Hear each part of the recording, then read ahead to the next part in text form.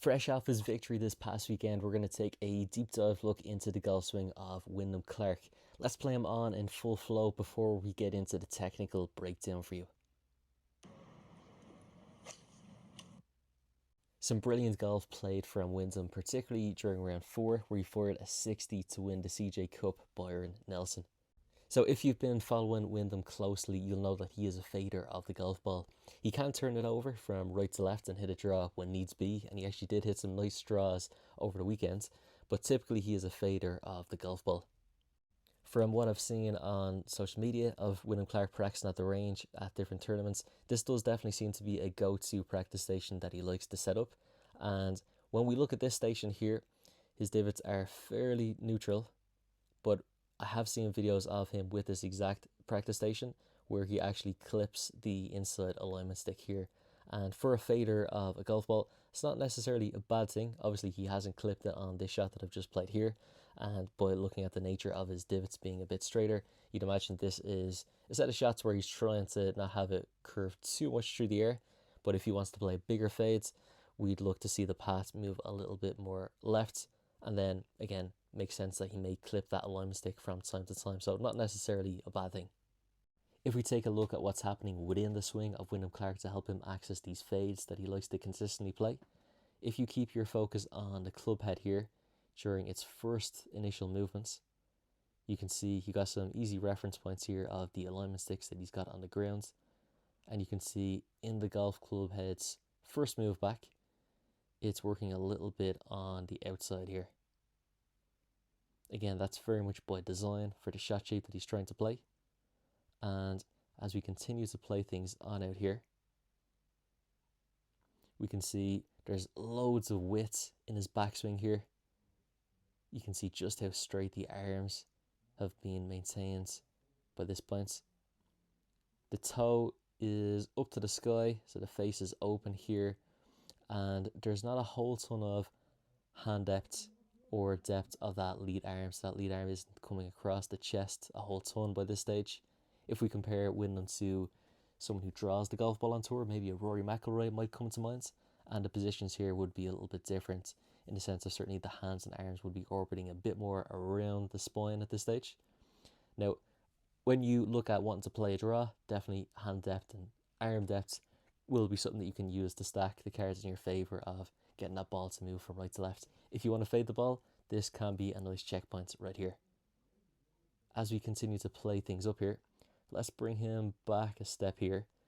So if we pause him momentarily at position 3 in the golf swing, P3, where that lead arm is now level to the ground, if we draw an extension out through the shaft, we can see the pitch of the shaft is quite flat here.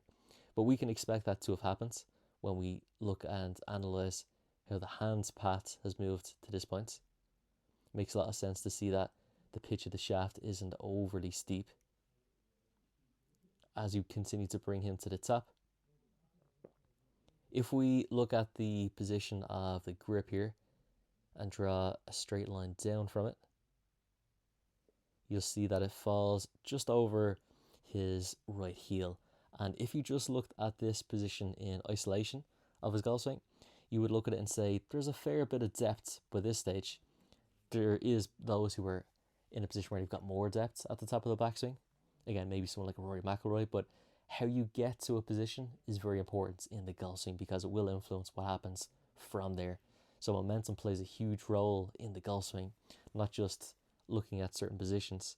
And when we see his hands not having a lot of depth by this stage, as he continues to turn the body and rotate, as he gets to the top, the hands then do work a little bit deeper. But the momentum of how they've gotten to this position is important for him playing his fade, because from here, the momentum of how he got there is going to ensure that the club doesn't get stuck in behind him. So he keeps the club out in front on the way down, the club head in front of the hands by this stage here as the shaft is level to the ground.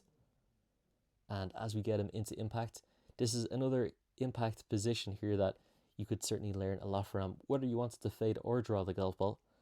If we look at the belt line and the shoulders line, great position here. There's a nice disassociation from his upper and lower half in that the hips have cleared some amounts, but the shoulders haven't spun excessively open here. A lot of the time, if someone wants to work it from left to right, they try and get loads of crazy amounts of rotation and spin the body open completely, and that can end up putting them in a position where instead of fades, they end up hitting weak slices. So probably don't need to get as open as you may think, and unless that is, of course, if your club face is really strong at the top of the backswing, a lot of rotation can help mash it up quite well. If we think of someone like a Dustin Johnson or a Victor Hovland, again, who are quite strong with their club face and then have the body quite a ways open, but again, a really, really good impact position right here. As we continue to play Wyndham on into the follow through, we can see having circled in his head, we can see he maintains a very stable inclination down to the ground. Shaft starts to exit out relatively low on the front side of the body, well underneath that left shoulder. And by this stage, although we can't see through his torso here, we can imagine looking at where the shaft is that his right arm is about level to the ground, and it's not up until that point in which the head starts to come up out of that circle. So he starts to extend up a little bit more into a very athletic, balanced follow through position. And all in all, this is a really, really powerful golf swing, an awful lot to like in it, and no surprise at all to see that Wyndham Clark has found himself this past weekend back into the winner's circle on the PGA Tour. If you've enjoyed today's video, make sure to hit the thumbs up and the subscribe buttons. It really helps with the growth of the channel, but it also just ensures that you won't miss out on any future content coming from myself here on the channel, of which there's plenty lined up to be released very shortly. For any golfer who has stayed until the end of a lengthy video like this, which is quite detailed, orientated, and very heavy on the educational side of things when it comes to the golf swing, you strike me as someone who is serious about learning and serious about finding ways to improve their own golf. If that is the case, then you can reach out and connect with myself today, regardless of where you are in the world. My name is Seán Marks. I'm a PGA professional and I specialize in teaching the full swing, and I help golfers worldwide through an app called Skillest that I use for my online coaching, help players reach their full potential tee to green. The online program that I run on Skillest that helps people of all ages and all skill levels reach their full potential tee to green is called the Long Game Transformation Program. The minimum commitment for this program for students looking to sign up is that of a 3-month period. Often is the case where students want to continue on long beyond this point because they've seen the value in it, their game has seen the improvements, and they want to continue to push the boundaries and see what's possible.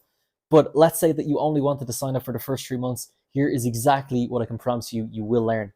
You will learn the 3 fundamentals required to completely transform your long game, and that is strike, direction, and distance. The first, in strike, you need the ability to control your low points. Second of all, when we touch on direction, you need to be able to have a predictable curve and a consistent shot shape that you can rely on out on the course. And third is distance. You need to be able to know how to pump enough distance into your game to be competitive at the level of this sport that you desire to play at. This program is designed to give you as much support as you need. There's nothing pre-recorded. Everything is personalized to the individual. There's open communication channels that you can message me whenever you want.